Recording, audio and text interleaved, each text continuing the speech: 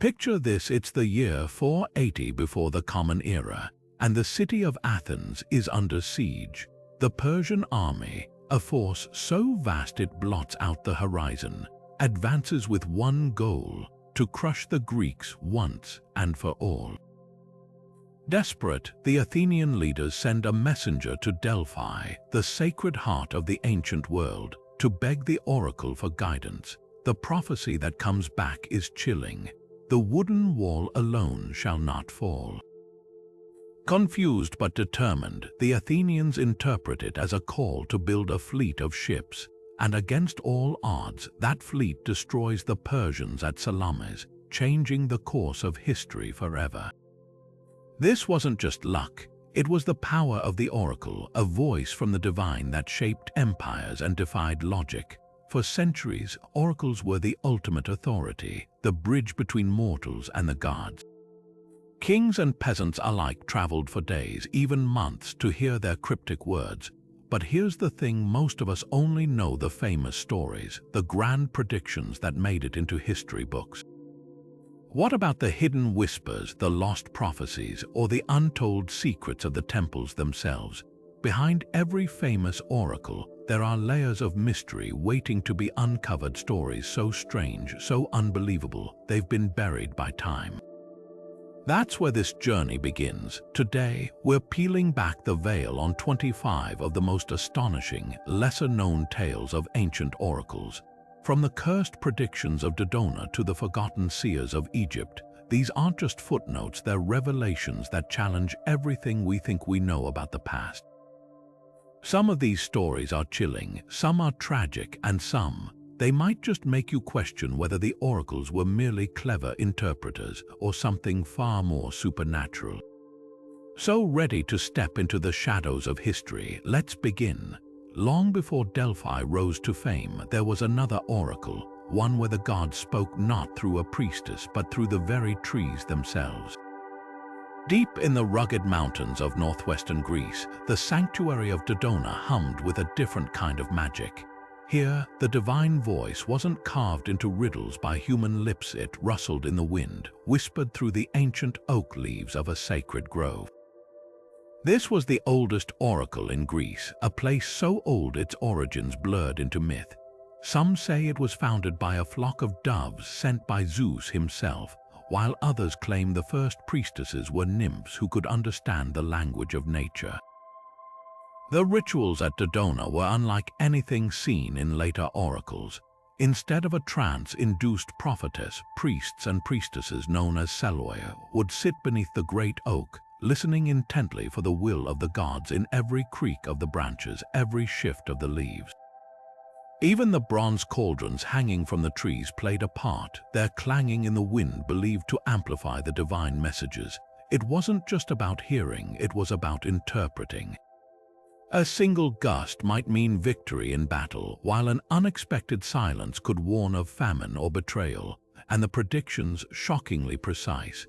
When the hero Jason set out on his impossible quest for the Golden Fleece, it was Dodona that guided him.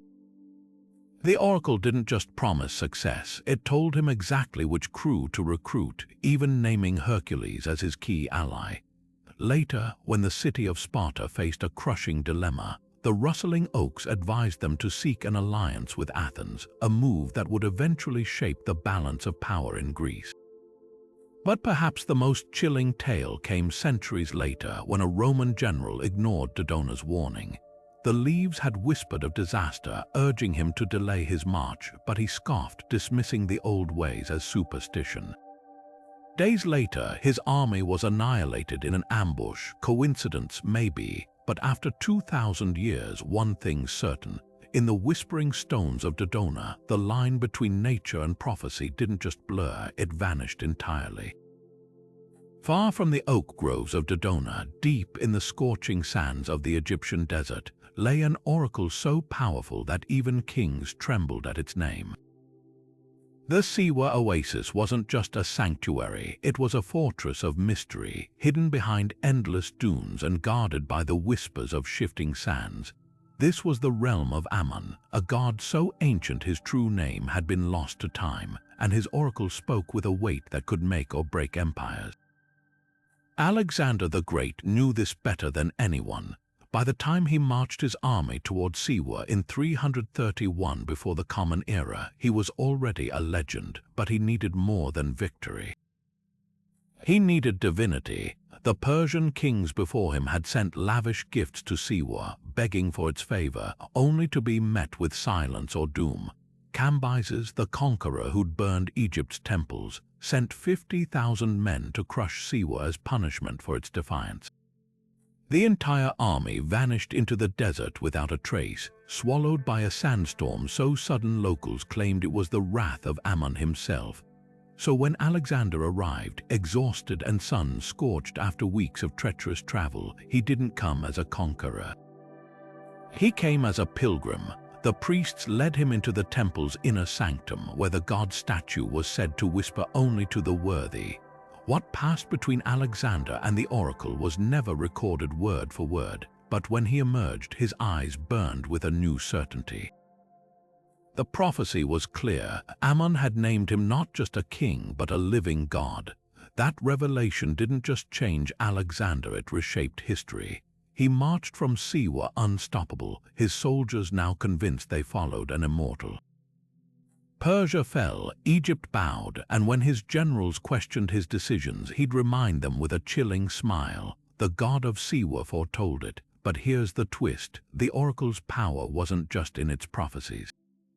It was in its silence. For centuries, Siwa had turned away the unworthy with riddles or sheer indifference. One Spartan king traveled there seeking guidance, only to be told, "You are not the one." He returned home in disgrace and died within the year. Even the Romans, masters of the known world, tread carefully around Siwa, offering tribute rather than demands. What made this oracle so feared? Perhaps it was the eerie accuracy of its predictions. Or maybe it was the way the desert itself seemed to obey Ammon's will. Legends say the temple's springs could heal the sick or drive men mad, depending on the god's mood. But the darkest rumor of all, that Siwa's priests didn't just interpret the god's voice, they curated it. Some historians whisper that Alexander's divine status wasn't just prophecy, it was politics, a calculated move to unite a fractured empire under a living god. Yet even that theory can't explain the strangest artifact left behind. A single, crumbling scroll found in the ruins, describing a prophecy given to a nameless pharaoh centuries before Alexander. It warned of a golden destroyer who would come from the north, crowned by the desert's god. The pharaoh ignored it, and his dynasty fell within a generation. Coincidence or proof that Siwa's whispers weren't just clever words, but something far older and far more dangerous? The fame of Delphi rests on its riddles, but the real mystery wasn't what the Pythia said, it was how she said it. Modern visitors imagine a serene priestess seated on a tripod, uttering poetic wisdom. The truth, far more unsettling. Those prophecies that toppled kingdoms and birthed legends didn't come from calm contemplation. They erupted from a woman writhing in violent trance, her words slurred, her body convulsing as if gripped by invisible hands. Ancient accounts describe foam at her lips, wild rolling eyes, even moments where she'd collapse entirely, lifeless until the god's presence left her. This wasn't performance, this was possession, and it began underground. Before each session, the Pythia descended into a hidden chamber beneath Apollo's temple, a room so thick with sweet-smelling vapors that even the attending priests would stagger. For years, scholars dismissed these accounts as mythology until geologists discovered something chilling. Delphi sits atop two intersecting fault lines, and seismic activity there releases ethylene, a gas with potent hallucinogenic effects. Inhale enough and reality splinters, visions erupt, the mind fractures just enough to let something else in. The rituals were designed to heighten this effect. The Pythia fasted for days, chewing laurel leaves, a plant sacred to Apollo, but also one laden with psychoactive compounds. Then came the holy water from the Castalian spring, a source later found to be laced with lithium, known to alter mental states. By the time she took her seat above the fissure, her body wasn't her own. Some sessions left her eerily calm, Others sent her into fits so violent priests had to restrain her. One account from Plutarch, a priest at Delphi himself, describes a Pythia who suddenly screamed in a language no one recognized before collapsing, her prophecy delivered in broken verse that took weeks to decipher. The most haunting detail, the Pythia wasn't always coherent. The god's words came through her in fragments, moans, shrieks, disjointed phrases. It was the priests who shaped them into the famous riddles, interpreting divine chaos into something mortals could almost understand. That's why the same question asked twice might yield two different answers, or why some prophecies like Croesus's doomed invasion only made sense in hindsight. The oracle wasn't a cheat, she was a conduit channeling truths too vast for human language, but not all Pythias survived the role. Records speak of one who, mid-trance, began laughing uncontrollably before her skin turned grey. She died 3 days later, her final whispers insisting Apollo had shown her the face behind the world. Another simply refused to speak after a vision of Athens burning, staring blankly until her death. The priests claimed the god had claimed her voice as payment. So next time you hear, "Know thyself," remember that wisdom came at a price. Delphi's power wasn't in clarity. It was in the delirious, gas-induced space between madness and revelation, where the Pythia's shattered words held empires in their grip. Beneath the bustling city of Lebedeia in ancient Greece lay a doorway to the underworld, not in metaphor, but in bone-chilling reality. The Oracle of Trophonius wasn't just a place of prophecy, it was a gauntlet of terror, a descent into madness that few endured without scars. Unlike the sunlit temples of Delphi or the whispering oaks of Dodona, this oracle demanded payment in fear. Those who sought its wisdom didn't leave with riddles, they left with haunted eyes and stories they could barely speak aloud. The ritual began with days of preparation, each step designed to unravel the seeker's grip on reality. First, purification in the river Hersina, its icy waters said to wash away deceit. Then, nights spent in a darkened chamber, fed only on sacred meat, a diet some historians suspect was laced with hallucinogens.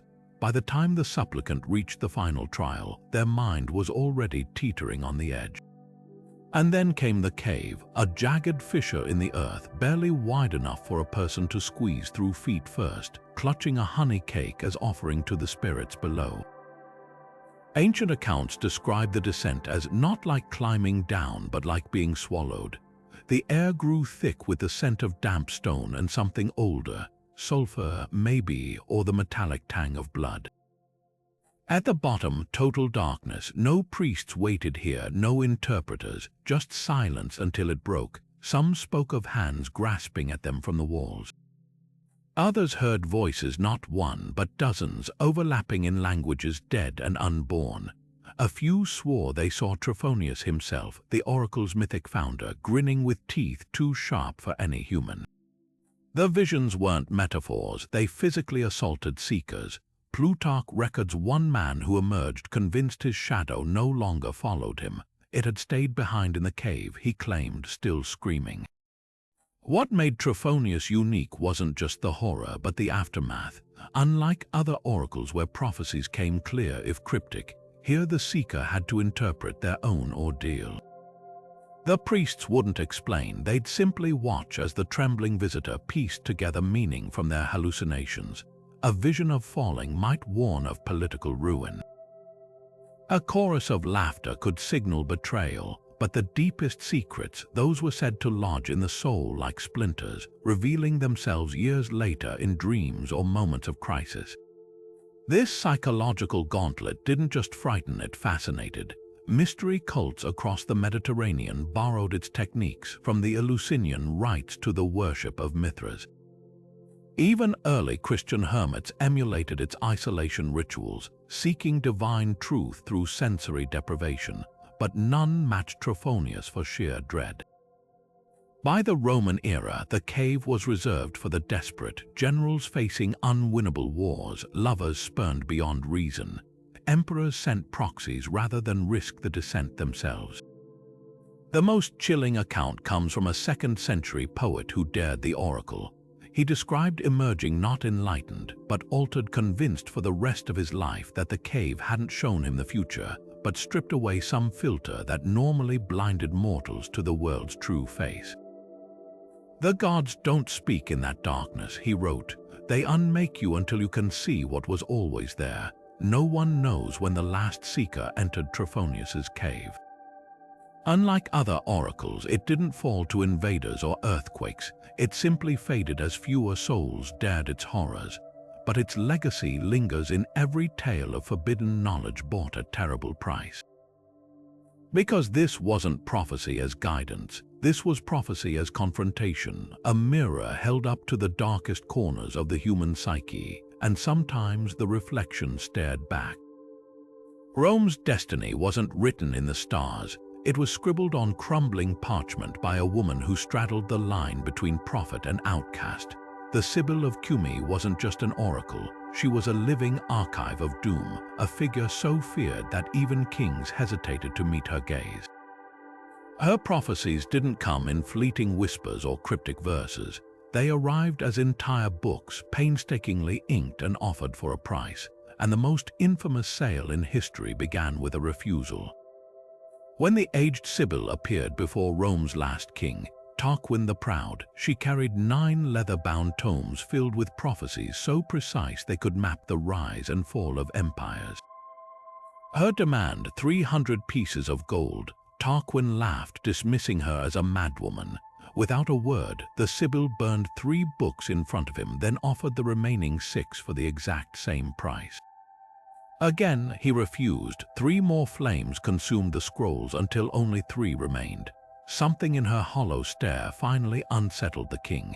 He paid the original sum for the battered survivors, a decision that would echo through centuries. Those surviving verses became Rome's most guarded secret, stored deep beneath the temple of Jupiter and consulted only in moments of existential crisis. And time after time, they proved unnervingly accurate. When Hannibal's elephants crossed the Alps, the books warned of a storm from Carthage and prescribed human sacrifice to avert disaster. Before Julius Caesar's assassination, priests claimed to have found a passage about the leader who would bleed in the Senate, but too late to act. The verses didn't just predict events, they seemed to toy with them, offering just enough clarity to terrify, but never enough to fully avert fate. But here's where the legend twists. The original Sibyl wasn't some youthful seer. She was ancient before Rome's founding. According to myth, Apollo granted her eternal life but forgot to give her eternal youth. Ovid describes her withering away century after century, her voice growing thinner as her body shrank into a jar until only her prophecies remained. By the time Augustus unearthed the books for inspection, only fragments survived, their Greek verses so obscure that scholars debated whether they'd been altered, or if the Sibyl had planted false trails. The most chilling fragment, a description of 9 cities built upon 9 hills, a line early Christians later claimed foretold Rome's dominance and its eventual fall to a new faith. But the darkest rumor whispered in imperial corridors was that the burned books hadn't been destroyed at all. Some believed the Sibyl kept them hidden, their contents so catastrophic that even she dared not reveal them. One fragmentary line resurfaces in multiple accounts. When the last book opens, the gods will turn their backs. Modern archaeologists still debate whether any authentic verses survive. A collection called the Sibylline Oracles circulated in antiquity, but these are widely thought to be forgeries, elaborate hoaxes penned by mystery cults. Yet in 2015, carbon dating confirmed a scrap of Greek text found near Cumae matched the Sibyl's era. It bore just 7 legible words: fire, gold, child of the wolf, and ashes that speak. Perhaps the real prophecy was always in the act of burning itself, because every time Rome heeded the Sibyl's words, they survived, and every time they ignored them, flames followed. Carthage, Pompeii, even the Great Fire under Nero, all foreshadowed in those cryptic pages. The lesson wasn't just in the predictions, but in the price of arrogance. Tarquin thought he was bargaining with a beggar. He never realized the Sibyl wasn't selling books, she was selling warnings, and Rome's history became the receipt. At the edge of the Black Sea, where the waves crashed against cliffs stained red with iron ore, stood a temple where the living didn't just speak to the dead, they bargained with them. Heraclea Pontica's oracle didn't deal in vague riddles or divine inspiration. Its priests specialized in something far darker, summoning ghosts. The rituals began at midnight when the veil between worlds was thinnest. A black sheep, never white, never spotted, was led to a pit carved into the temple floor. As priests chanted in a language even scholars couldn't place, the animal's throat was slit. Its blood funneled into channels that snaked toward a bronze door set into the earth. This wasn't just sacrifice, it was payment. Ancient texts claim the dead were stingy with their knowledge, demanding tribute before they'd speak. Then came the waiting. Seekers were bound to the blood-slicked stone with chains, not for restraint but protection. One account describes a Macedonian soldier who broke free during the ritual, only to be found hours later, his eyes wide and unblinking, whispering a conversation with someone only he could see. The priests called this the echo. When the departed would latch onto the living like shadows, some visitors came seeking closure. A widower from Athens swore he heard his wife's voice describe the exact pattern of tiles in their lost home. Others came for power. The tyrant Dionysius of Heraclea consulted the oracle before every major decision, convinced his executed enemies were briefing him from beyond the grave. According to court historians, his victories aligned eerily with their advice until the night the ghosts fell silent. Within a month, he was overthrown. But the most unsettling testimonies came from those who asked no questions at all. A handful of accounts speak of the uninvited spirits who pushed through the ritual unbidden, delivering warnings or accusations. One merchant from Corinth left the temple with a gash across his palm, though no blade had touched him. The priests claimed it matched the fatal wound of a rival he'd poisoned years prior. Modern excavations at the site revealed something chilling. The bronze door wasn't symbolic. It opened into a network of tunnels filled with bones, some animal, some human, arranged in patterns that suggest they weren't just dumped but deliberately placed. Archaeologists also found lead tablets inscribed with names, each pierced by a nail, curses perhaps or invitations. What separates Heraclea from other oracles wasn't just its methods but its aftermath. Delphi's seekers left with riddles to unravel. Those who survived Heraclea's pits carried something worse, certainty. When the dead speak clearly, there's no room for doubt, only the weight of knowing what lies beyond and who's waiting there. Deep in the Libyan desert, where the horizon shimmers with heat and illusion, lay an oracle that demanded more than faith, it demanded survival. The Oracle of Ammon at Siwa wasn't just hidden, it was protected. To reach it, seekers faced a 9-day trek across the Great Sand Sea, a wasteland where the dunes shifted like living things and mirages drove men mad. But for those who survived the journey, the rewards or curses were unparalleled. This was where kings went to learn their fate, and where one Persian ruler learned the hard way that some prophecies aren't warnings, they're verdicts. King Cambyses Roman II of Persia, conqueror of Egypt, was a man who trusted only in steel and sweat. When priests told him of Siwa's power, he scoffed. Why consult an oracle when his armies could carve destiny themselves? But after years of rebellion in Egypt, even he grew uneasy. Perhaps the gods did favor this desert shrine. So in 523 before the Common Era, he dispatched 50,000 soldiers to seize Siwa's secrets, not as pilgrims but as conquerors. The army vanished, not a single man returned. Herodotus recounts how a sandstorm, born of Ammon's wrath, swallowed them whole, though local whispers tell a darker tale. Nomads speak of finding the Persian camp years later, tents still standing, tables set with rotting food, as if the soldiers had simply stopped existing mid-meal. Cambyses, enraged by the loss, vowed to destroy the oracle himself, But fate had other plans. Before he could march, a messenger brought word from Siwa, a prophecy so precise it froze the blood in his veins. The king who spills gold on sand will choke on his own crown. 3 months later, Cambyses died not in battle, but by his own sword after the hilt came loose during a mounted charge and impaled him. Coincidence, maybe, but the timing wasn't the only eerie detail. The wound festered in the exact spot where his royal diadem had pressed into his brow, as if the metal itself had turned against him. Siwa's power didn't just lie in its predictions, it thrived in its silence. Unlike Delphi's riddles or Dodona's whispers, Ammon's priest rarely offered clarity. When Alexander the Great knelt before the god centuries later, he received only a single phrase, "You are my son." That was enough to launch a legend. But when a lesser king sought guidance, the priests merely turned away, murmuring, "The desert knows its own." Archaeologists excavating Siwa's ruins found something unsettling, a chamber beneath the temple filled with shattered mirrors.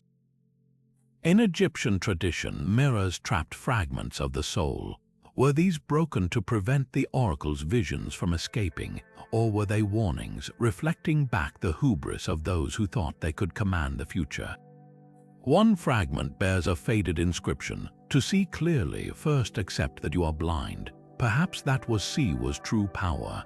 It didn't just foretell fate, it exposed the arrogance of those who believed they could outrun it.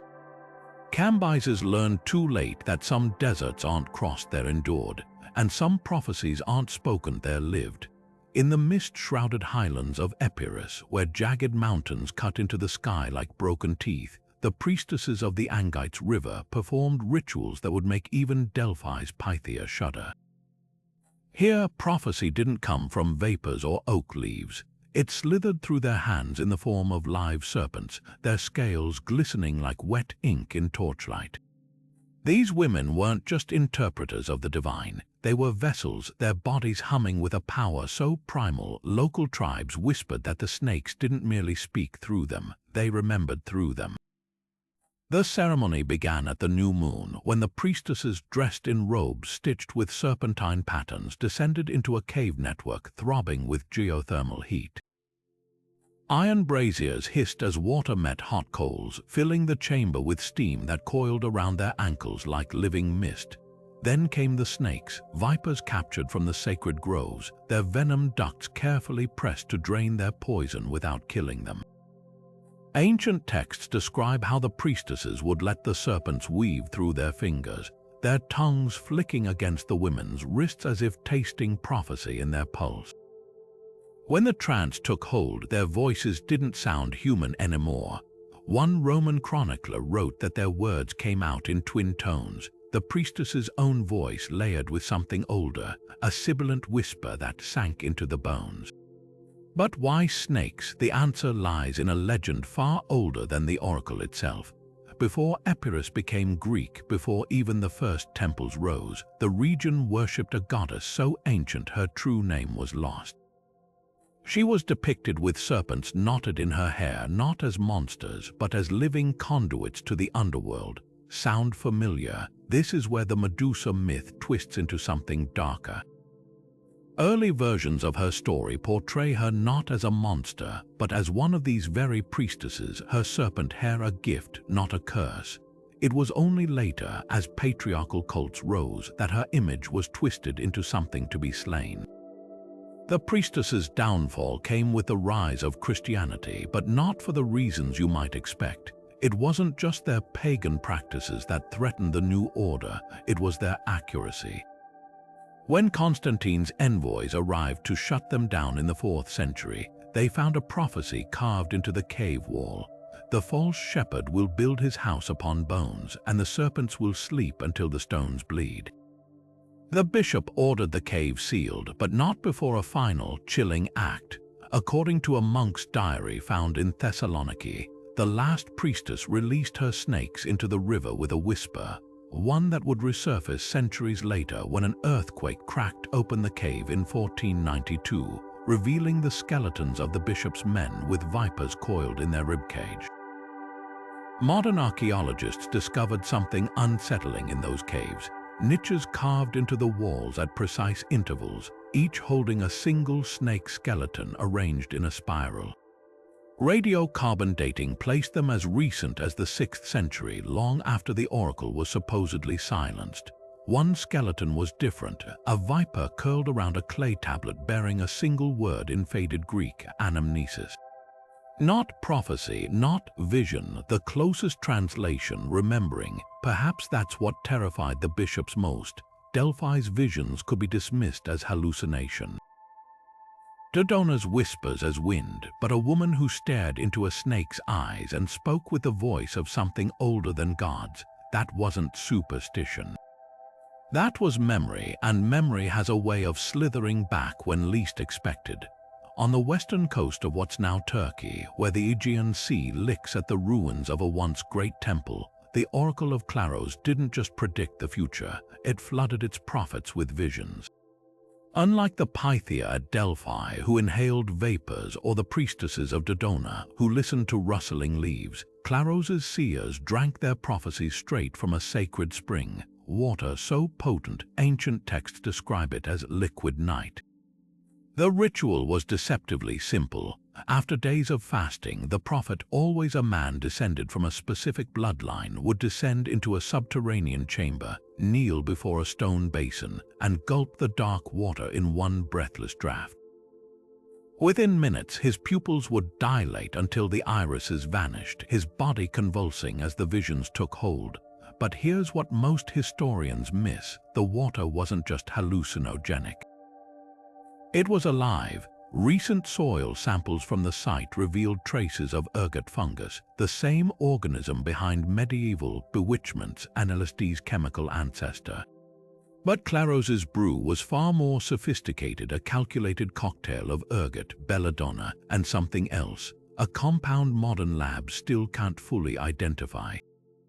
The effect wasn't random hallucinations, it was targeted, almost directed. One account describes a prophet who, mid-trance, began sketching precise star maps of constellations not yet discovered, murmuring about the dance of the 7 sisters. Another screamed in agony, clawing at his arms as if burned, only for blisters to appear hours later, matching the wounds of a naval battle fought 50 miles away the same afternoon.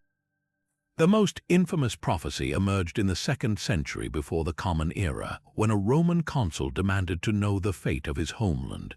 The prophet, a gaunt man named Manto, drank deeply, then collapsed, his spine arching so violently attendants feared it would snap. When he spoke, his voice didn't sound human. "A city of iron will rise," he rasped, "not of walls but of wheels. It will hunger for the world, and when it grows still, the earth itself will reject its bones." The consul left baffled, dismissing it as drugged rambling. But centuries later, archaeologists pieced together the chilling accuracy. The city of iron wasn't Rome, it was the mechanized war machines of the Industrial Revolution. The wheels, railways, tank treads, the very engines that would fuel global conquests. And the final line, some scholars now interpret it as climate change, the planet rebelling against steel and smoke. The real horror, though, lies in the temple's final days. When Christian zealots stormed Claros in the 4th century, they found the spring dry, not by drought but by sabotage. The last prophet had poisoned the waters with hemlock, his body slumped over the basin. Carved into the stone were words that still raise gooseflesh: "You cannot kill the future. You can only blind yourselves to it." Perhaps that's why Claros haunts us more than other oracles. At Delphi, the Pythia's words were filtered through priests. At Dodona, the gods spoke in metaphor, but Claros, its prophets swallowed truth raw, and what they saw left them broken. Excavations in 2018 uncovered a hidden chamber beneath the temple floor, a room filled with shattered ceramic cups, each stained black at the rim. Toxicology reports came back positive for a dozen neurotoxins. These weren't ritual vessels, they were mercy killings, the remains of prophets who'd seen too much and begged for poison rather than bear another vision. So when scholars dismiss Claros as just another drug-induced cult, remember, The line between poison and prophecy is thinner than we think, and sometimes the future doesn't whisper. It drowns you.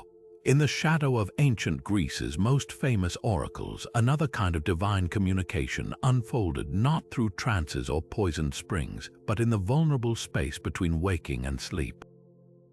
The Asclepians, healing temples dedicated to the god Asclepius, offered something rarer than prophecy, a cure. Pilgrims flocked to these sanctuaries, not just with questions, but with broken bodies and desperate hopes. Here, the sick didn't beg for answers, they slept for them, lying on sacred stone slabs in a ritual called incubation, where the boundary between dream and diagnosis blurred into something miraculous or terrifying.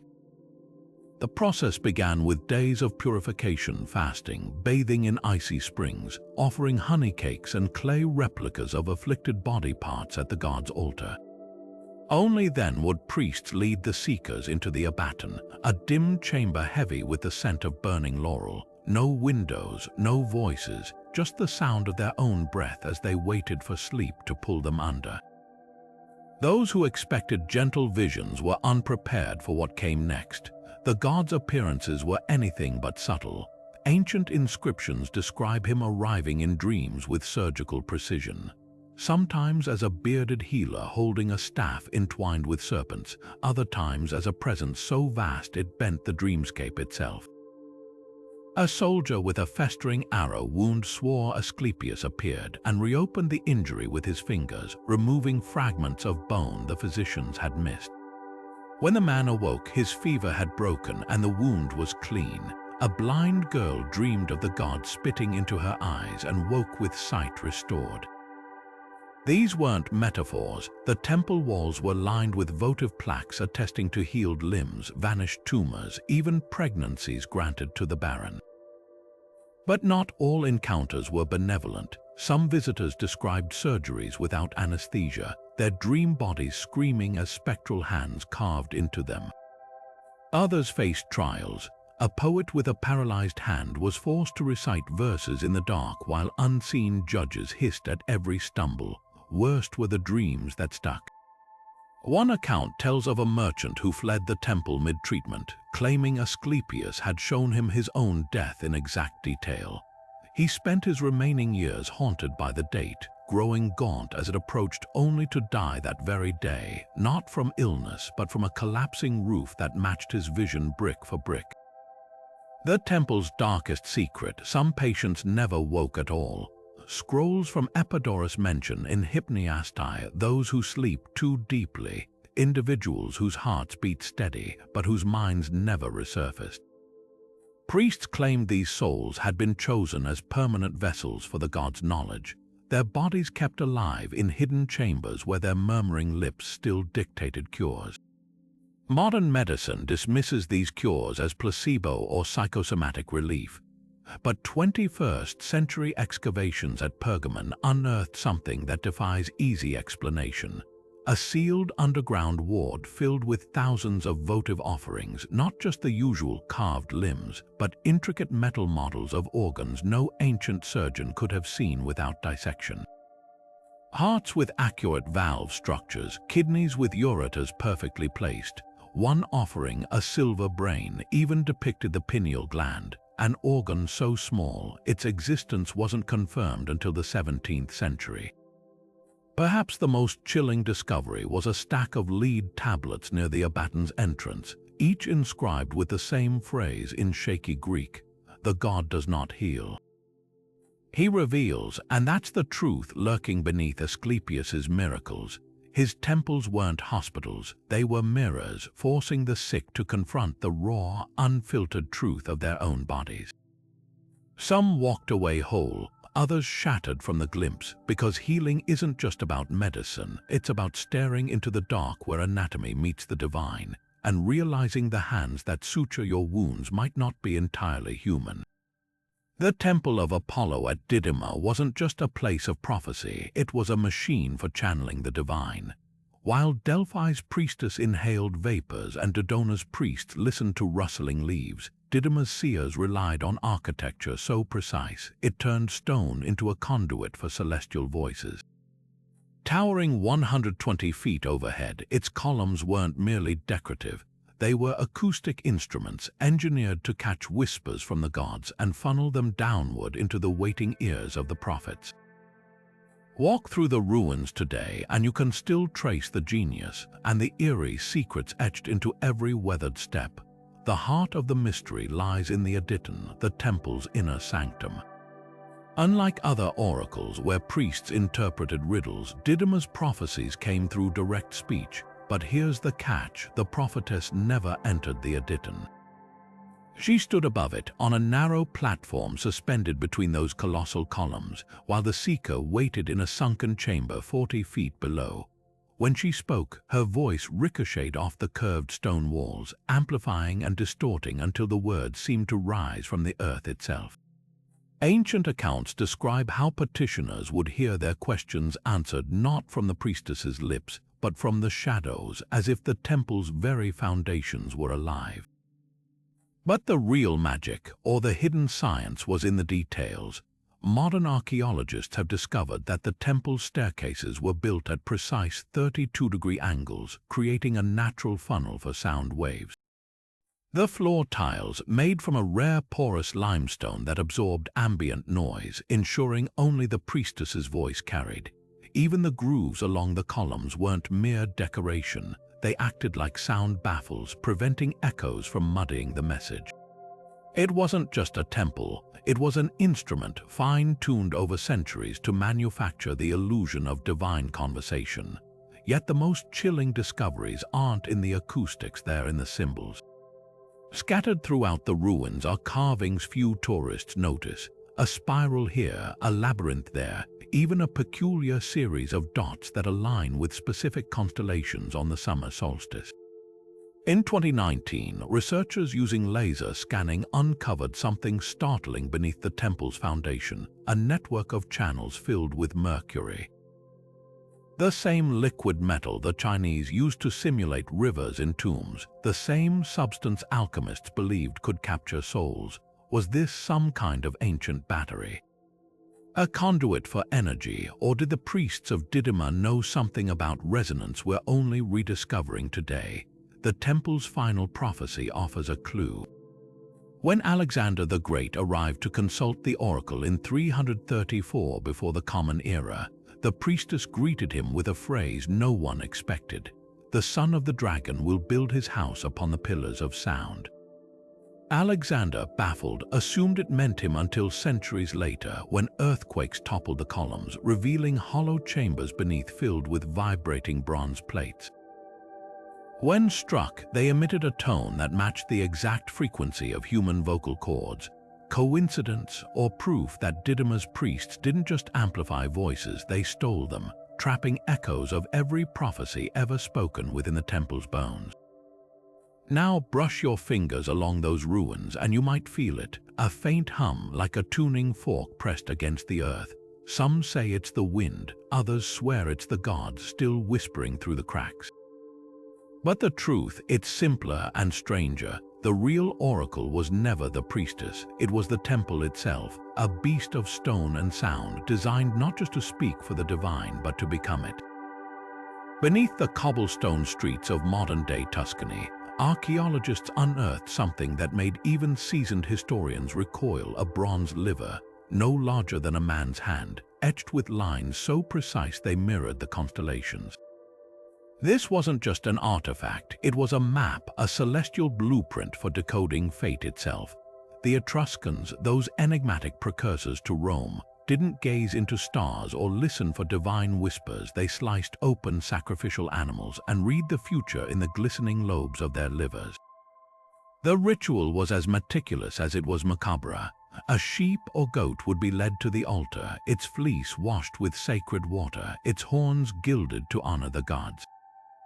Then, with a single stroke, the haruspex, the liver priest, would spill its entrails onto a silver platter.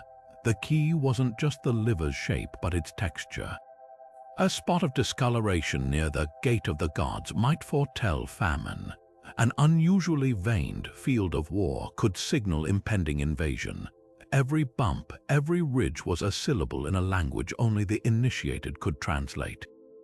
That bronze liver, discovered near Piacenza in 1877, is the Rosetta Stone of this gruesome art. Divided into 40 sections labeled with Etruscan gods, it mirrors the exact zones a haruspex would scan during divination.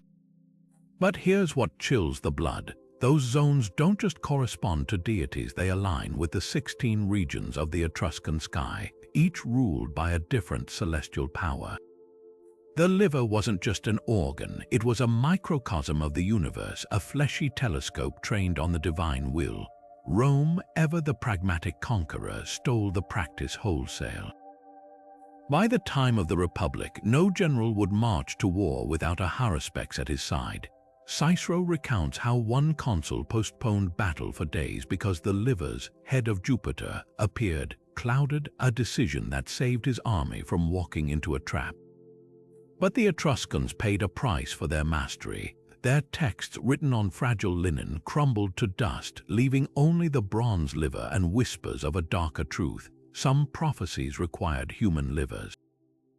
A first-century historian offhandedly mentions a rebel king whose execution included a public liver reading, his organs speaking louder in death than his treasonous tongue ever did. Modern science has since cracked part of the code. Pathologists studying the Piacenza liver realized its divisions match actual anatomical zones susceptible to disease, meaning a blighted lobe might have literally reflected a sickly flock or tainted grain supply. But one mystery endures, a small, unmarked section near the liver's edge, absent from any surviving texts. Some scholars think it represents Fortuna, the capricious goddess of luck. Others whisper it was reserved for something older, something even the Etruscans feared to name. The last known haruspex died in the 4th century, his tools melted down for church bells. But his legacy lingers in our very language. Haruspice lives on in medical terms like hepatic, and every time someone says a gut feeling, they're echoing a 3,000-year-old belief that destiny isn't written in stars or stones, it's carved in wet, trembling flesh. Along the windswept coast of Asia Minor, where the Aegean Sea crashes against crumbling limestone cliffs, the ruins of Grynion whisper of an oracle almost forgotten by history. This was no ordinary shrine, it was a place where the future didn't speak or whispered, it flew. The priests of Apollo at Grynion practiced a form of divination so rare, even the ancients called it strange arrow prophecy. The ritual was deceptively simple. A seeker would bring a question written on a scrap of linen or whispered into the ear of a priest, and an archer, chosen from the temple's sacred guard, would nock a bronze-tipped arrow inscribed with symbols of fate. As the supplicant held their breath, the arrow would be loosed into the sky, its arc and landing place revealing the god's answer. A shot that struck the temple's outer wall might mean delay. One that sailed clean over the cliffs could signal irreversible change. But the most feared outcome, an arrow that shattered mid-flight, its fragments raining down like brittle stars, a omen so dire the priests would immediately sacrifice a black ram to appease the gods. The oracle's darkest legend revolves not just around its accuracy, but its eerie premonition of the Trojan War. When the Greek kings gathered to plan their assault on Troy, they sent envoys to every major oracle: Delphi, Dodona, even distant Siwa. But it was Grynion's arrow that struck the most chilling note. According to fragments of a lost epic, the temple's high priestess ordered 3 arrows loosed in succession. The first veered wildly left, embedding itself in a fig tree. The second snapped against a sudden gust of wind. The third, it flew straight and true, piercing a dove in mid-flight, a sign the priests interpreted as victory, but at a cost greater than the walls of Troy themselves. Historians later pieced together the horrifying precision of that prophecy. The war did end in Greek victory, but only after 10 years of bloodshed, the deaths of heroes like Achilles and Ajax, and the infamous treachery of the Trojan horse, a wooden deception that echoed the shattered arrow's warning. Even the dove's death held meaning. Archaeological evidence suggests Troy's final hours included the ritual slaughter of its sacred birds, a desperate plea for mercy that went unanswered. What sets Grynion apart isn't just its method, but its haunting afterstories. Excavations in the 1980s uncovered a cache of broken arrows buried beneath the temple's foundation, each wrapped in lead sheets inscribed with names.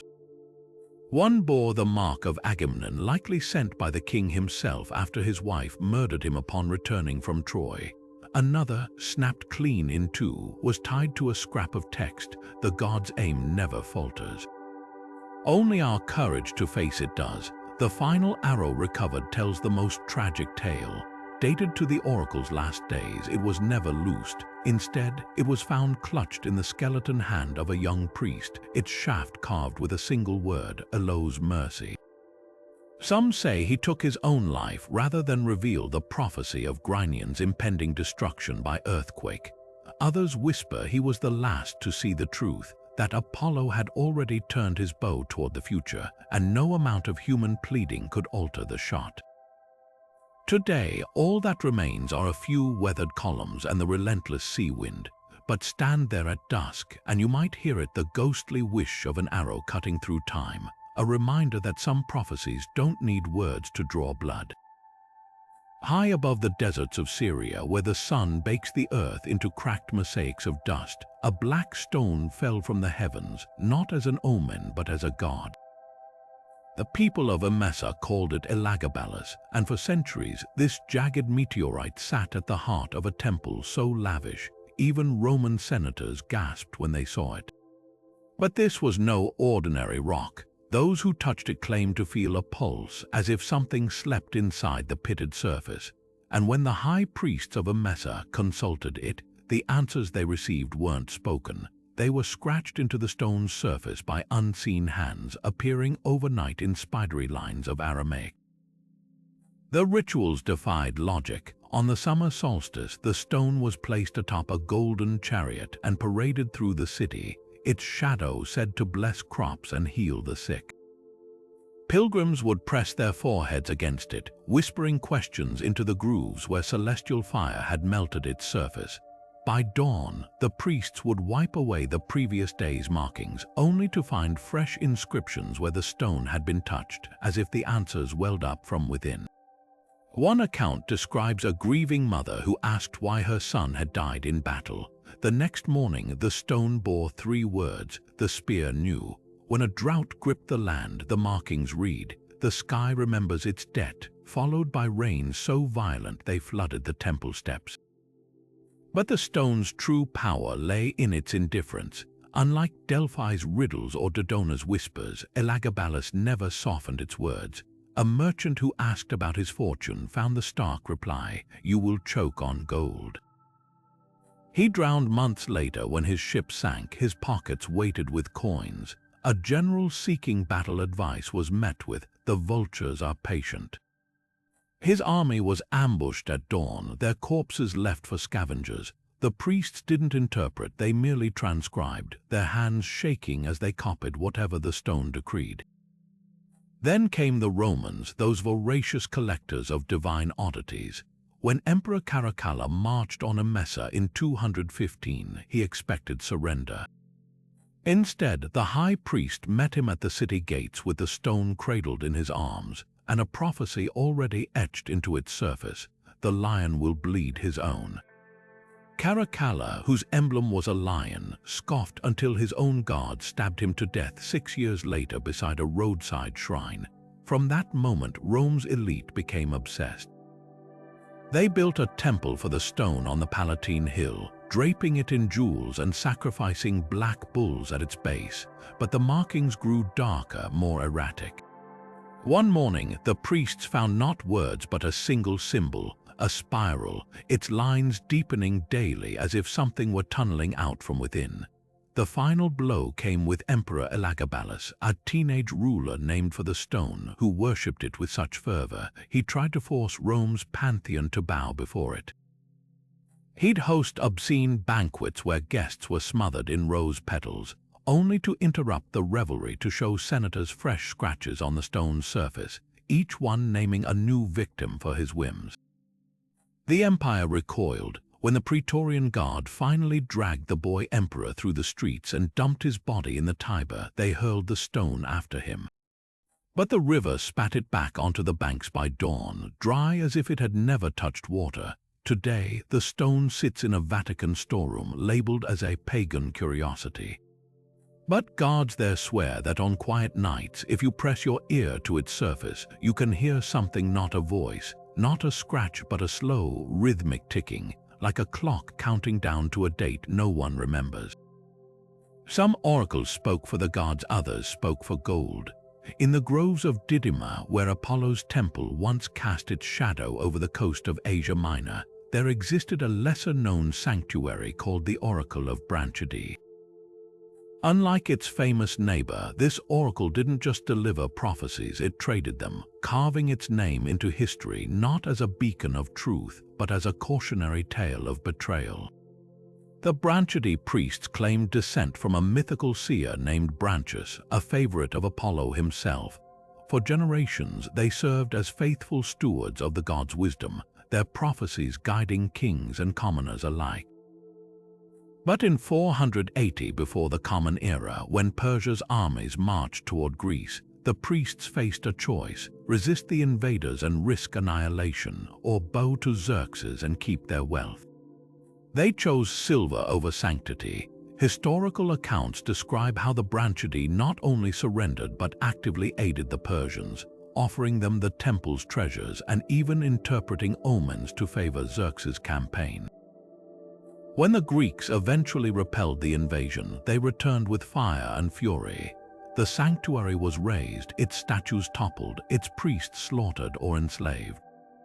But the real punishment came later. Legend says the surviving Branchidae fled east with the retreating Persians, only to be cursed by Apollo himself. Wherever they settled, their voices withered not just the gift of prophecy, but the ability to speak clearly at all. Strabo writes of a colony in Central Asia where their descendants still muttered in broken, rasping whispers, their tongues heavy with the weight of the god's displeasure. The ruins themselves became a warning. For centuries, sailors avoided the coast near Miletus, claiming the stones themselves wailed at night, a chorus of anguished voices reciting the names of every Greek soldier who died because of the oracle's treachery. Even Alexander the Great, who normally spared conquered temples, ordered the site plowed with salt, declaring it a place where the gods had turned their faces away. Modern excavations reveal something eerie. Beneath the temple's foundation, archaeologists found hundreds of lead tablets, not prophecies but confessions. Each bore the same phrase in shaky script: "We knew." Whether this referred to their betrayal or some darker secret is lost to time. But the most chilling discovery came in 2012 when a team using ground-penetrating radar detected a mass grave near the ruins. The skeletons inside weren't just scattered, they were facing east toward Persia, as if even in death they were pleading for forgiveness from the wrong side. Perhaps that's the real curse of Branchidae. Not the wailing stones or the withered tongues, but the indelible stain of choice. Other oracles fell to earthquakes or invading armies. This one fell to greed, and the gods, it seems, have long memories. At Olympia, where athletes once raced for glory beneath the gaze of Zeus, there existed an oracle that operated unlike any other, not with frenzied priestesses or whispering trees, but with a system so methodical it bordered on bureaucratic. While the world remembers Olympia for its games, few know the Temple of Zeus housed a divine lottery, where questions of war, famine, and destiny were decided by the clatter of bronze tokens in a sacred urn. The process was deceptively simple. A petitioner would present their inquiry to the priests, who inscribed it onto a lead tablet alongside two possible outcomes: yes or no, attack or retreat, build or burn. These tablets were then placed in a vessel alongside tokens marked with the god's insignia. A child, chosen annually from Olympia's purest bloodlines, would draw the answer at random. But here's what the historians often miss: the lottery wasn't left to chance alone. Before each draw, the tokens were bathed in the blood of a freshly sacrificed ram, its entrails examined for omens. If the liver showed blemishes, the entire ritual was repeated. The final draw wasn't random, it was curated by divine will. One prophecy delivered in this exact manner altered the course of Greek history. In 420 before the Common Era, as Sparta prepared to march against Argos, their envoys approached Zeus's oracle. The question etched into the lead was straightforward. Will victory favor the sons of Lacedaemon if they attack at dawn? The tokens clattered, the child drew, and the answer was a resounding no. The Spartans, ever pragmatic, heeded the warning and held back. Days later, scouts revealed Argos had anticipated their assault, laying traps in the very pass where Sparta's army would have marched. The lottery had saved thousands, yet the oracle's darkest hour came when its own system was turned against it. During Rome's conquest of Greece, a general named Lucius Mummius, skeptical of the ritual, forced the priests to conduct the lottery 3 times in succession for the same question: will the gods defend this temple? Each draw returned the same answer: no. Mummius laughed, ordering the temple razed, only to die weeks later from a fever his physicians called a god's revenge. His last words, according to the historian Pausanias, were, "The urn never lies." Excavations in 1939 uncovered that very urn, its bronze surface still stained with sacrificial residue. Inside, archaeologists found something unexpected: 22 tokens, all identically marked with the Greek word for chaos. Were these leftover from an unanswered draw? Or had someone, perhaps a defiant priest, rigged the lottery one final time, ensuring history would remember Zeus's last prophecy as a warning rather than a surrender? The answer, fittingly, remains a coin toss, because that's the secret lurking beneath Olympia's pristine facade.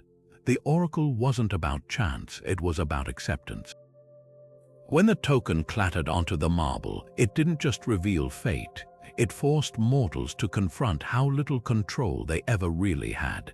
And sometimes the truest prophecies aren't those that change the future, but those that strip away the illusion we could ever outrun it. On a forgotten island in the Aegean, where the cliffs glow rust red at sunset, villagers still whisper about the woman who carved fate into stone. Marpessa's Sibyl wasn't like the others. She didn't chant in temples or breathe sacred fumes. Instead, she wandered the coastline for decades, chiseling jagged symbols into boulders with a bronze knife, her prophecies weathering the elements like scars on the landscape. Locals called them the talking stones, not because they spoke but because they remembered, and what they recorded would send shivers down the spines of modern archaeologists. The first stone was discovered by accident in 1923 when a shepherd's goat dislodged a pebble near a dry riverbed. What tumbled free wasn't just another rock. It was a slab the size of a man's torso, covered in symbols so precise they looked machine-etched. At the center, a crude but unmistakable shape, a mushroom cloud, its stem branching into what experts now recognize as the atomic symbol for uranium. Beneath it, a phrase in archaic Greek: "The splitting fire will bloom where the sun rises twice." At the time, no one understood. Then came Hiroshima. But the real horror lies in the stone's specificity. Another, unearthed near a ruined watchtower in 1989, depicted a tower with 2 winged shapes striking its sides, a scene dismissed as mythological until September 11, 2001. A third shows a cluster of stick figures connected by wavy lines, their heads enclosed in what could only be interpreted as containment bubbles. When the COVID-19 pandemic hit, researchers rushed back to the site, realizing with icy dread that the Sibyl had carved social distancing 26 centuries before the term existed. The most unsettling theory isn't about the prophecies themselves, it's about the Sibyl's method. Unlike Delphic priestesses who channeled the divine, or Roman augurs who read bird flights, Marpessa's seer seemed to absorb visions from the stones themselves. Local legends say she'd press her ear to the cliffs for days, listening to a song no one else could hear, before carving whatever the rocks dictated.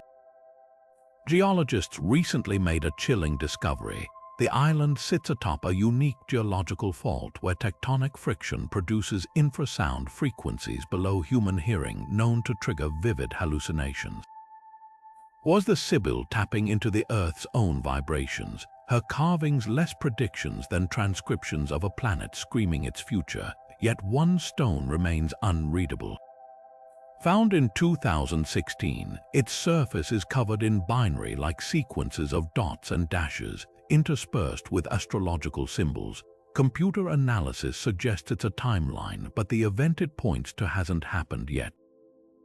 The last symbol is a circle bisected by a single vertical line, a shape that appears nowhere else in ancient Greek art. Cryptographers are racing to crack the code before reality does. Because if history's taught us anything, it's that Marpessa's stones don't warn, they count down.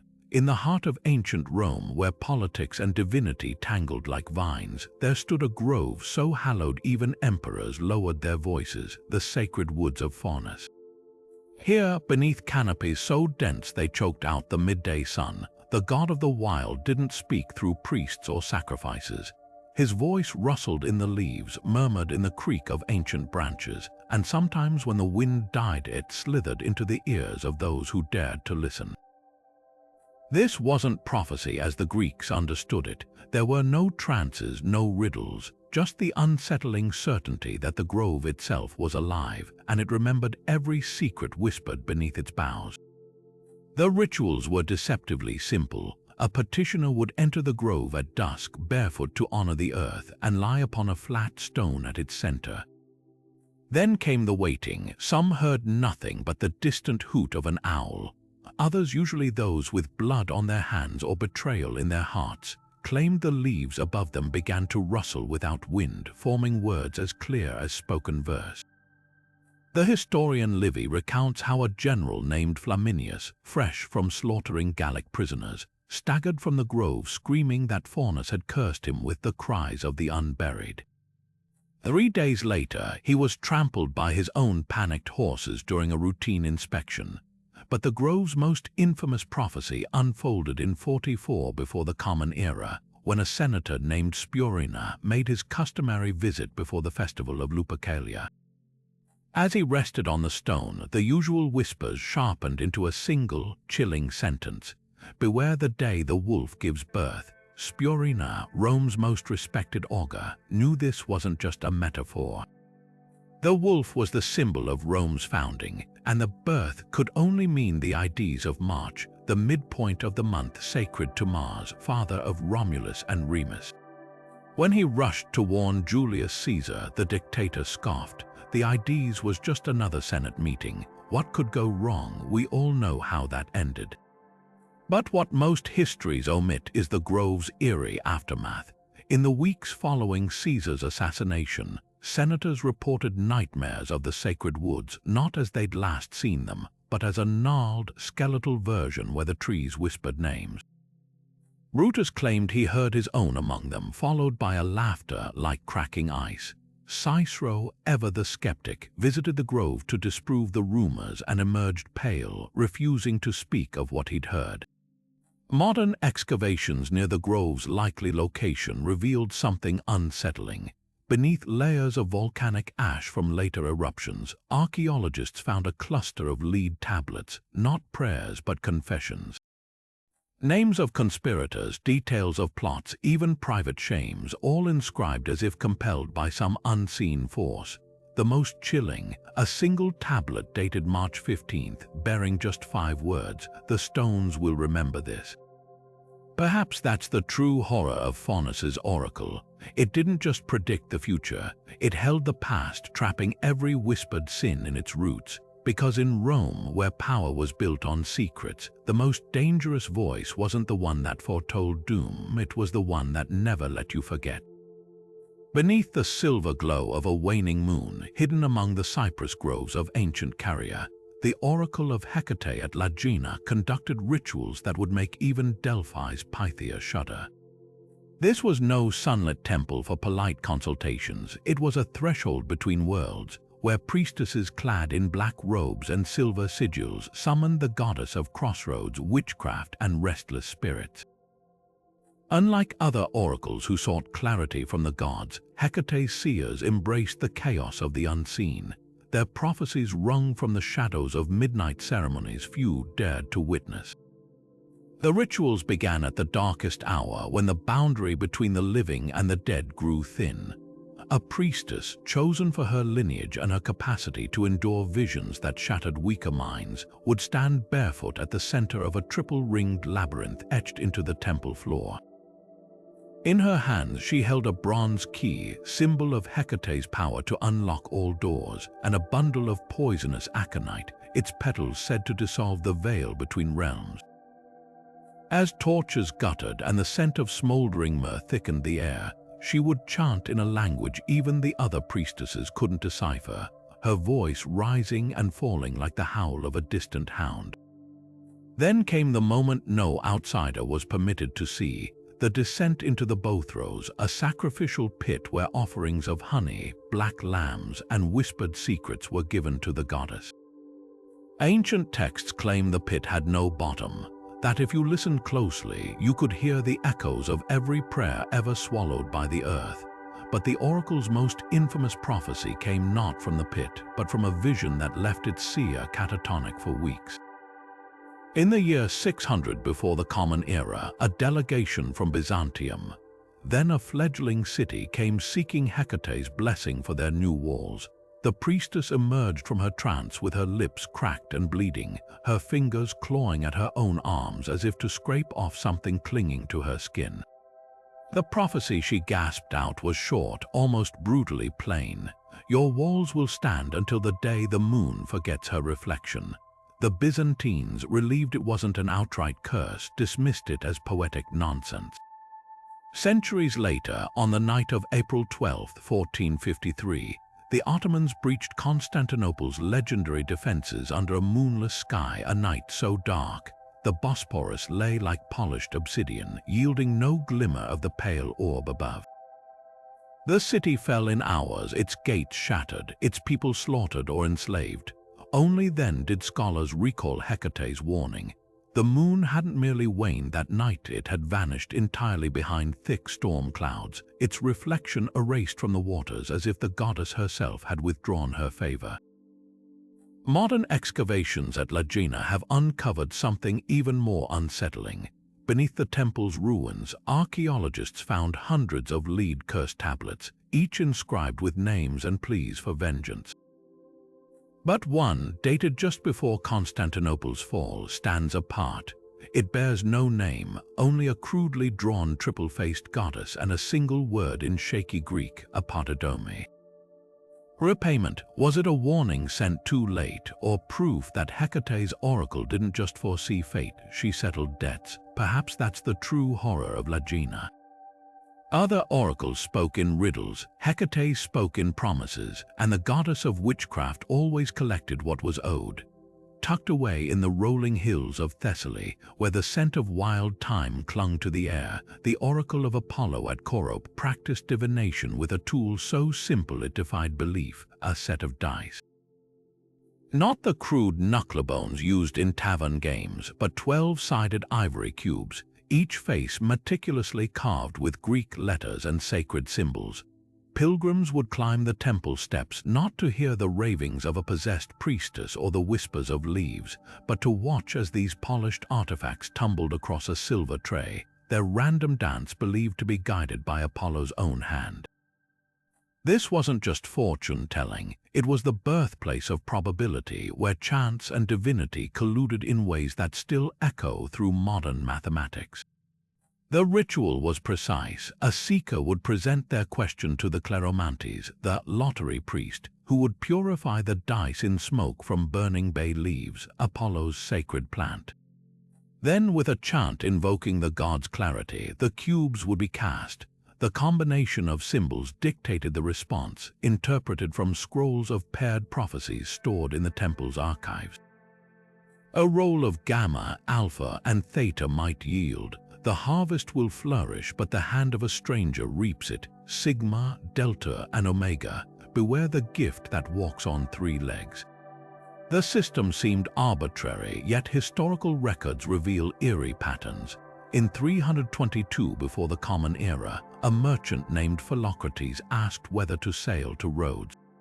The dice showed Kappa, Lambda, and Epsilon, a combination the scrolls linked to hidden teeth in calm waters.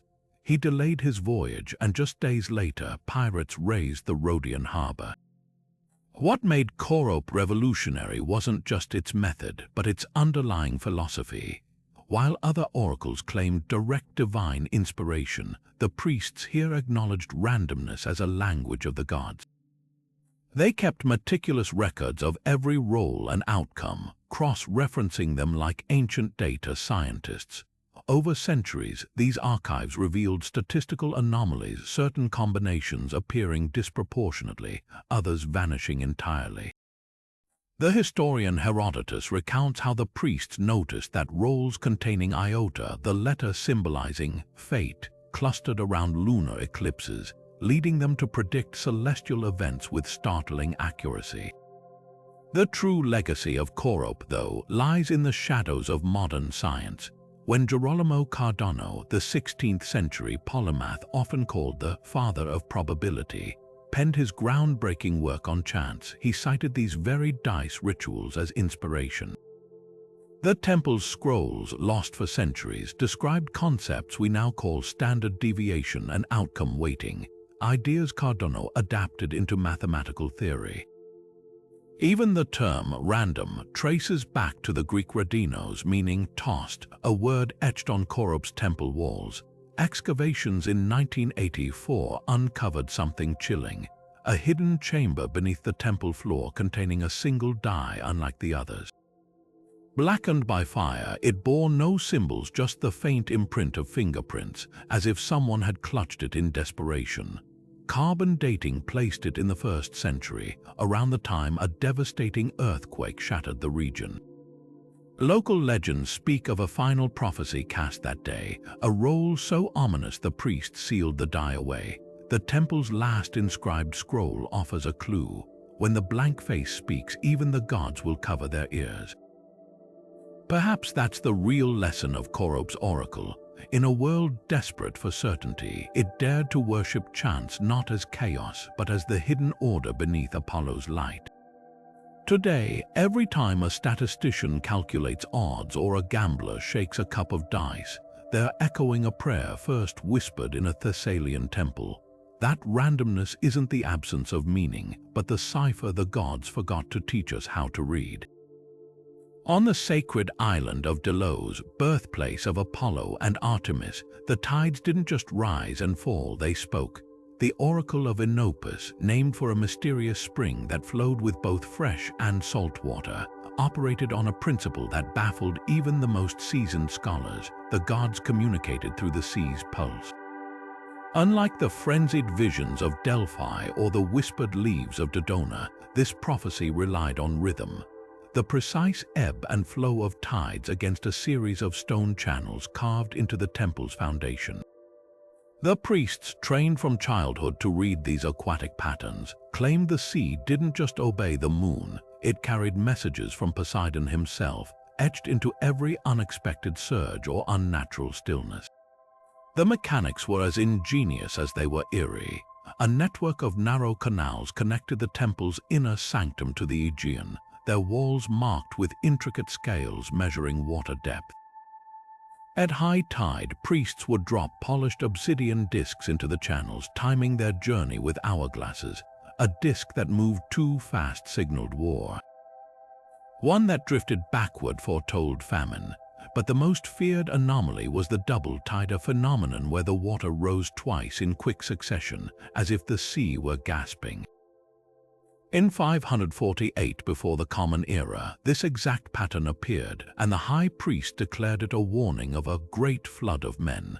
The Delians assumed he meant a literal tsunami and evacuated. They were wrong. The flood arrived not as water but as an army. Persian forces, fresh from crushing rebellions in Ionia, descended on Delos with a fleet so vast it darkened the horizon. Yet instead of slaughter, something inexplicable happened. The invaders knelt. Herodotus recounts how their general, struck by the island's sanctity, ordered his men to lay down their weapons and offer tribute at Apollo's altar. The flood had come, yes, but the oracle's true prophecy lay in its aftermath. The Persians left untouched, as if the tide of their violence had receded on divine command. Modern hydrologists studying the site made a chilling discovery. The temple's canals weren't just spiritual theater, they were precision engineered to amplify subtle seismic activity. The double tide that foretold the Persian invasion, likely triggered by an underwater earthquake near Asia Minor, its vibrations traveling through the earth to disturb Delos's waters days before the fleet sailed. The priests, attuned to these nuances, had interpreted nature's early warning system as divine speech, but the oracle's final prophecy defies even scientific explanation. In the temple's ruins, archaeologists found a single obsidian disc lodged in a canal wall, as if thrown there with unnatural force. The date carved beside it matches the year Delos was sacked by pirates, an event preceded by no earthquakes, no storms, just an eerie week of perfectly still waters despite the moon's pull. The last priest's words were inscribed on a nearby slab. When the sea forgets to dance, the gods have turned their backs. Perhaps that's the real lesson of Inopus. The tides didn't just predict the future, they reflected the fragility of mortal favor. One day the waters might warn you, the next they might hold their breath and let the storm come. In the rugged hills of Boeotia, where the wind howled through narrow passes like a war cry, stood an oracle so trusted by Spartan generals that they'd march armies miles out of their way to consult it. The Oracle of Tegira wasn't grand or glamorous, just a weathered stone shrine perched above a natural spring, its waters said to ripple with the footsteps of approaching battles. Unlike Delphi's riddles or Dodona's whispers, Tegira dealt in brutal clarity. Its prophecies didn't dance around fate, they gripped it by the throat and forced it to confess. The ritual was pure Spartan pragmatism. Before dawn, a general would strip off his armor and kneel bare-handed at the spring's edge, pouring libations of wine mixed with his own blood drawn from a finger. Then came the waiting. If the waters remained still, the omen was neutral, but if they stirred without wind, especially if they darkened as if shadowed by unseen figures, the message was dire. One account describes a Spartan commander watching in horror as the spring bubbled crimson for 3 full minutes before the Battle of Haliartus. He ignored the sign, charged headlong into ambush, and lost half his men before noon. But Tegira's most infamous prophecy unfolded in 371 before the Common Era, when Sparta's king Cleombrotus arrived on the eve of Leuctra. The Thebans, long considered inferior fighters, had been taunting Spartan forces, and the pride of the Peloponnese was itching to crush them. As Cleombrotus made his offering, the spring didn't just darken, it boiled, sending up a geyser that drenched the sacred stone behind it. The high priestess, an old woman with milky eyes who hadn't spoken in years, suddenly lunged forward and rasped, "The unbeaten will fall where the wild dogs howl at midday." The Spartans scoffed. They'd never lost a pitched battle when outnumbering their foes, and the Theban army was smaller, greener. But when Cleombrotus's forces reached the plain of Leuctra, they found the Thebans had stacked their left flank 50 shields deep, an unheard of tactic, with their elite sacred band anchoring the line. Worse, the battlefield was flanked by a nameless hill where local strays gathered to scavenge after fights. At noon, as the Spartan phalanx advanced, those dogs began howling in unison, a chorus so unnerving, several hoplites faltered mid-step. What happened next became legend. The Theban commander Epaminondas shattered Spartan discipline with a diagonal attack, slaughtering Cleombrotus and breaking Sparta's military mystique forever. Archaeologists excavating Tegira in 2011 found something chilling. A lead tablet buried beneath the spring, inscribed with 6 names, every Spartan king who died in battle after ignoring the oracle's warnings. The last entry, Cleombrotus, but the real mystery was the seventh space, left blank except for a single word scratched beneath it. Again, perhaps that's the true power of Tegira. It didn't just predict outcomes, it exposed the arrogance of those who thought themselves above fate. Because in war, as in prophecy, the most dangerous mistake isn't misreading the signs. It's believing you're immune to them. Where the rocky cliffs of the Peloponnese plunge into the churning waters of the Aegean, there yawned a cave so feared, sailors would rather brave Scylla's whirlpools than anchor near its shadowed mouth. This was Taenarum, where the realms of Poseidon and Hades bled together, a crack in the world where the sea god's oracle didn't just predict storms but negotiated with the dead. The rituals here weren't for the faint-hearted.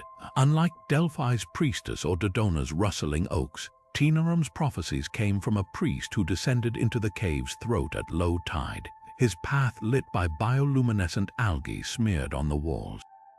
At the chamber's heart lay a pool of brine so dense with minerals, bodies floated unnaturally on its surface, a quirk the priests exploited. Ancient accounts describe how they'd lower weighted baskets containing offerings, silver coins for Poseidon, honey cakes for the underworld's judges.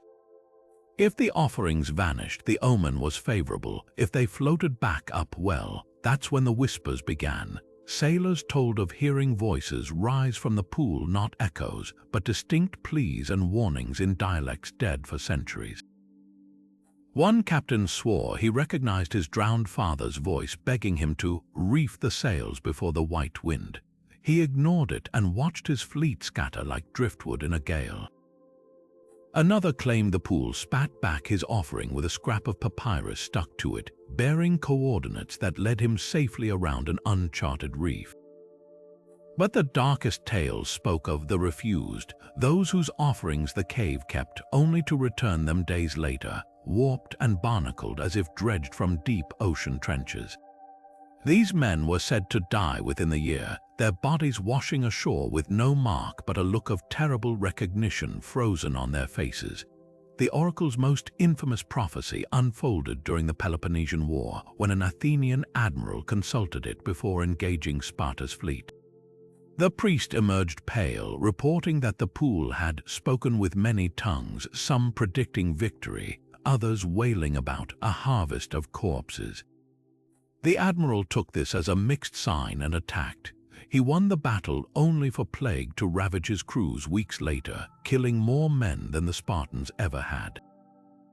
Thucydides grimly noted that the dead bore the same hollow-eyed expression as those marked by Taenarum.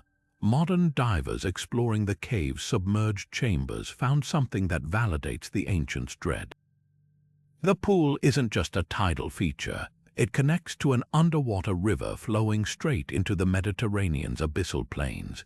Worse, sonar scans revealed vertical shafts plunging thousands of feet, their walls scarred with unnatural grooves. Oceanographers suspect methane vents at those depths could induce hallucinations, but that doesn't explain the bronze tablets found wedged in the crevices. Inscribed with pleas to Poseidon and Hades, they're dated across 6 centuries, all bearing the same eerie phrase, "The sea remembers what the land forgets." Perhaps that's why Taenarum's predictions were so feared. Other oracles spoke of the future. This one dragged the past screaming into the light, forcing sailors to confront every drowned soul they'd ever sailed over. Because in the end, the sea doesn't just give warnings, it settles accounts.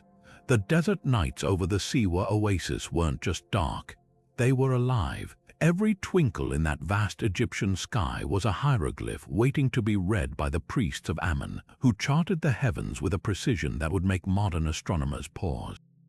This wasn't mere stargazing, it was a celestial language, a code scratched onto papyrus and temple walls, linking the movements of planets and constellations to the rise and fall of empires. The Oracle of Ammon didn't just predict the future, it calculated it using methods so advanced we're only now piecing together their full complexity. At the heart of their craft lay the decans, 36 star groups that rose consecutively throughout the year, each marking a 10-day segment of the Egyptian calendar. Priests tracked these like celestial clockwork, noting how their alignments shifted during pivotal events: floods, invasions, the death of pharaohs. When Sirius, the Nile star, rose just before sunrise, it signaled the annual flooding that would nourish the crops. But when Mars lingered too long in the constellation of the Scorpion, that meant war. These weren't superstitions, they were patterns honed over centuries of observation, a cosmic ledger of cause and effect. The most chilling example of their mastery came not in a pharaoh's reign, but in the twilight of Alexander the Great. Days before his death in Babylon, Alexander, ever the student of Ammon's wisdom, demanded the priests interpret a strange celestial omen. Jupiter, the king of planets, had retreated into the constellation of the Twins, while Saturn, the bringer of endings, loomed unusually close. The priest's response was swift and grim. According to the Babylonian astronomer Berossus, they presented Alexander with a star prophecy scroll, its calculations showing a rare alignment they called the god's death, a configuration that had preceded the fall of every ruler who'd witnessed it since the time of Akhenaten. Alexander reportedly laughed, dismissing it as priestly theatrics, but the scroll's details haunt historians to this day. It allegedly pinpointed not just the month of his death, but the hour, based on the moon's position in relation to the dangerous one, their name for the star Algol. Modern astrophysicists have since confirmed something spine-tingling. On June 10, 323 before the Common Era, the night Alexander succumbed to fever, Algol was in its dimmest phase, a characteristic of this eclipsing binary star that the Egyptians had documented with eerie accuracy. The real tragedy: that scroll vanished with Alexander's empire, likely burned in the sacking of Babylon. But fragments survived in temple archives, including a scrap found in the 1990s near the ruins of Hermopolis. Its faded ink describes a method for binding celestial events to earthly ones using a grid of 36 squares, an ancient precursor to modern predictive modeling. One square, translated in 2018, contains a formula for the king's span that scholars now believe could calculate a ruler's lifespan based on the first lunar eclipse of their reign. What chills the bones isn't just the accuracy of these star charts, it's the implication that the priests saw time itself as a wheel, its grooves worn smooth by repeating patterns. When they warned Julius Caesar to beware the Ides of March, they weren't guessing. They were counting, tracing a line from Alexander's death to Caesar's, from one Jupiter-Saturn conjunction to the next. Their astronomy wasn't prophecy in the mystical sense. It was a science lost to the sands, one that understood the cosmos not as a mystery, but as a clock ticking relentlessly toward destinies even gods couldn't rewrite. The year was 395 of the Common Era when the last priestess of Delphi took her seat upon the sacred tripod, her bare feet brushing the cold marble where generations of Pythias had trembled before her. The temple roof had begun to crumble, its once gleaming columns stained with soot from Christian zealots burning pagan texts in the courtyard. Yet when the few remaining faithful dared to ask the final question, what becomes of the gods when men forget them? The priestess didn't convulse or speak in tongues. She simply went still, her eyes fixed on some invisible horizon, before uttering three words that would echo through history: "The oracle is silent." Most historians mark this moment as the death of ancient prophecy, the definitive end of a 1,000-year conversation between mortals and the divine. But dig deeper into the accounts and cracks appear in that tidy conclusion. The eyewitness description by Theophilus, the archbishop who oversaw Delphi's destruction, includes a chilling detail. The priestess didn't just say those words, she carved them into the tripod's base with her fingernails, her fingertips bleeding as the letters took shape. Why go to such lengths unless it wasn't just a statement but a message meant to outlast her? The debate hinges on that silence. Was it surrender as Christianity bulldozed the old ways? Or was it something far more cunning, a riddle disguised as resignation? Consider the timing. Less than a decade later, Rome's Western Empire collapsed into chaos. Famine, plague, and barbarian invasions ravaged lands that had once prospered under Apollo's guidance. Coincidence, or had the priestesses' silence been the warning itself? A prophecy so devastating she could only convey it through absence. Modern archaeological findings add fuel to the mystery. In 2014, researchers analyzing the temple's Aditon, the underground chamber where the Pythia received her visions, discovered traces of ethylene gas lingering in the stone pores. The same fault lines that once fed the prophetic vapors were still active, their seismic whispers now uninterpreted. Most haunting of all, a lead tablet found beneath a tripod, its surface scratched with Delphi's final unspoken words. When the gods depart, the darkness brings its own light. Some scholars argue this refers to the rise of Christianity. Others see a darker foreshadowing of the Enlightenment's war on superstition, or even our current age of artificial intelligence and machine logic. Because here's the unsettling truth about oracles: they don't disappear, they adapt. The Pythia's last words weren't an epitaph. They were a torch passed in shadow, a reminder that prophecy doesn't need temples or tripods. It only needs those willing to listen, even to silence. From the whispering oaks of Dodona to the blood-soaked pits of Heraclea, the oracles of the ancient world weren't just fortune-tellers, they were architects of destiny. Think about it, without the Pythia's riddle of the wooden wall, Athens might have fallen to Persia. Without Siwa's chilling prophecy, Alexander the Great may never have embraced his divinity and conquered half the known world. These weren't vague predictions scribbled on scraps of parchment. They were seismic shifts disguised as whispers, toppling empires and birthing legends with nothing but a handful of words. But the real shock isn't in the famous prophecies, it's in the ones history almost forgot. The arrow oracle of Grynion, whose shattered shafts foreshadowed the carnage of Troy. The haruspices of Etruria, who read the future in the quivering livers of sacrificial sheep. The Sibyl of Cumae, who sold Rome's fate in bundles of burning parchment. These stories blur the line between divine inspiration and something far darker, as if the oracles weren't just speaking to the future, but rearranging it with every utterance. And that leaves us with one spine-tingling question: could any of these prophecies still be unfolding today? When Marpessa's Sibyl carved visions of mushroom clouds and pandemics into stone, did she see further than we dare to admit? When the Pythia gasped about the face behind the world, was she describing something beyond ancient comprehension, something still lurking in our modern shadows?